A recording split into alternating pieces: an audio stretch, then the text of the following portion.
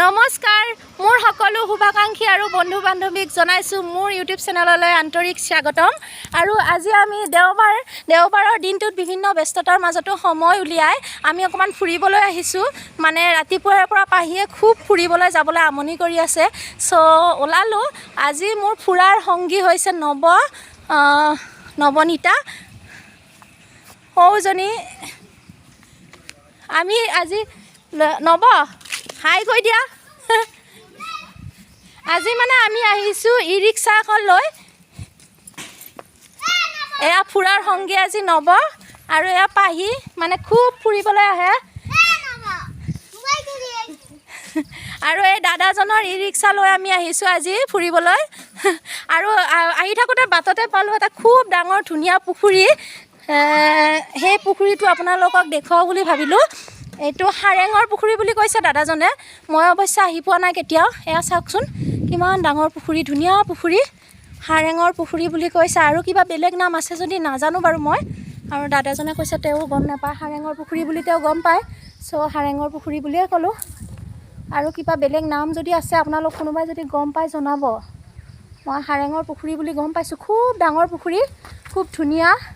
আৰু আমাৰ দৰং জিলাত বহুতো এনেকুৱা ৰজাদিনীয়া পুখুৰী আছে, মানে বহুত পুখুৰী আছে ৰজাদিনীয়া দৰং জিলাত। একেটা জেগাতে নহয়, দৰঙৰ বিভিন্ন জেগাত বিভিন্ন ধুনীয়া ধুনীয়া পুখুৰীবোৰ আছে। কেতিয়াবা সময় সুবিধা পালে মই আপোনালোকক দেখুৱাম। এতিয়া আপোনালোকে চাওকচোন বাৰু পুখুৰীটো।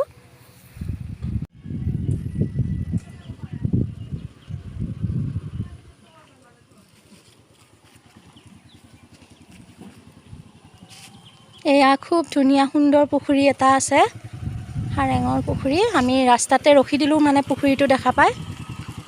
আৰু আমি এই ৰাস্তাটোৰে গৈছিলোঁ পুখুৰী পাৰেৰে। আৰু এতিয়া আমি এটা জেগালৈ যাম আৰু গৈ পাই আপোনালোকক দেখুৱাম। চাই থাকিব ভিডিঅ'টো প্লিজ। আমি আহি কুঁহিয়াৰকুছি গাঁও পাইছোঁ। আপোনালোকে চাওকচোন, বহুত বিশাল পথাৰ, ধান পকি আছে, মানে পকিবলৈ আৰম্ভ কৰিছে। মানে মই সেইকাৰণে আপোনালোকক দেখুৱালোঁ। খুব ভাল লাগিছে মানে পৰিৱেশটো, মাজতে ৰাস্তাটো আৰু দুয়োফালে বহুত বিশাল পথাৰ, একদম ধাননি পথাৰ। ধুনীয়া একদম ধানবোৰ পকিবলৈ আৰম্ভ কৰিছে আৰু মানুহৰ খৰচৰ একো নাই। খুব ধুনীয়া পৰিৱেশ আৰু অকল ধাননি পথাৰ, বহল বহল ধাননি পথাৰ চাওকচোন। আৰু মাজতে ৰাস্তাটো গৈছে আৰু দুয়োফালে বহল বহল ধাননি পথাৰ একদম।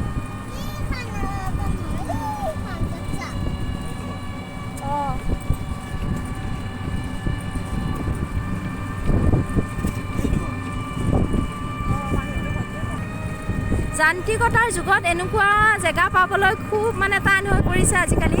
আপোনালোকক দেখুৱাই দিছোঁ, খুব ধুনীয়া। মাজতে ৰাস্তাটো, দুয়োফালে কথা খুব ধুনীয়া লাগিছে।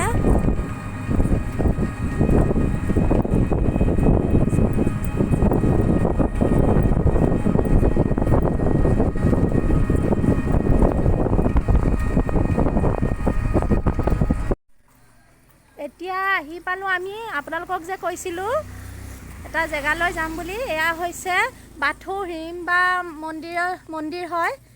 এইটো বড়োসকলৰ মন্দিৰ, খুব ধুনীয়াকৈ বনাইছে। বাথৌ মন্দিৰ, হিড়িম্বা মন্দিৰ। এতিয়া আহি পালোঁ আমি, খুব ধুনীয়া। মই আপোনালোকক ভিতৰৰ পৰিৱেশ দেখুৱাই আছোঁ, প্লিজ ভিডিঅ'টো শেষলৈকে চাব বুলি আশা কৰিলোঁ। এয়া ভিতৰলৈ যোৱা ৰাস্তাটো খুব ধুনীয়াকৈ বনাই থৈছে, ফুলেৰে পৰিপূৰ্ণ কৰি। খুব ভাল লাগিছে পৰিৱেশটো।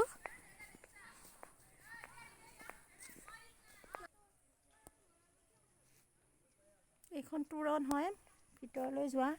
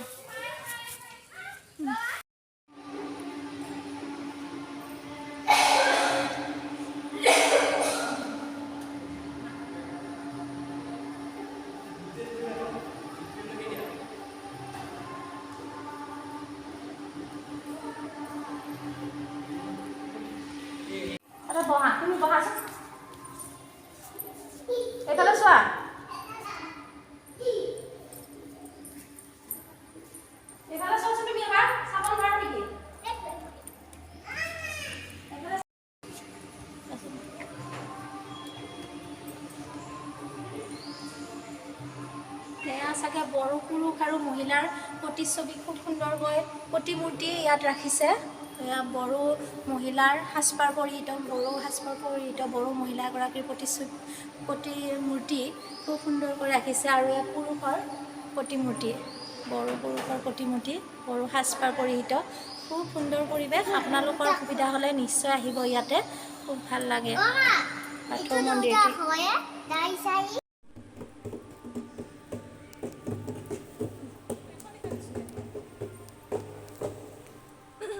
ভাল লাগিছেনে তোমাৰ আহি?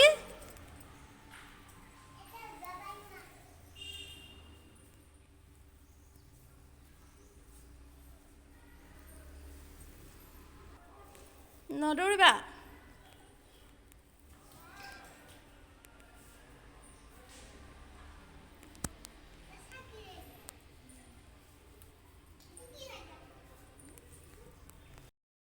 আমি হিৰিম্বাৰ পৰা ওলালোঁ আৰু এই দাদাৰ দোকানত ফুচকা খাইছোঁ। খুব ধুনীয়া ফুচকা, টেষ্টি ফুচকা বনালে দাদাই, আমাক খোৱালে।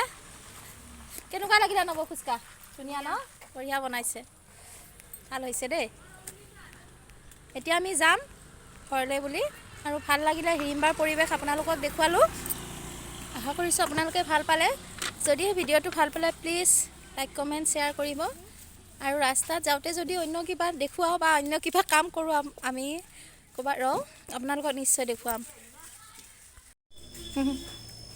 পৰঠা খাবলৈ লৈছোঁ এতিয়া আমি হোটেল এখনত সোমাই ধুনীয়াকৈ।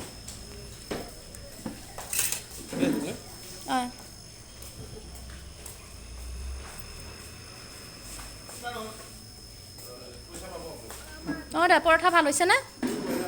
ভাল হৈছে ন? এই নৈখন যে দেখিছে আপোনালোকে, এইখন হৈছে ডিমিলা নৈ। খুব গভীৰ হয় নৈখন, যদিও মানে বেছি বহল নহয়, কিন্তু খুব গভীৰ। এইখন ডিমিলা নৈৰ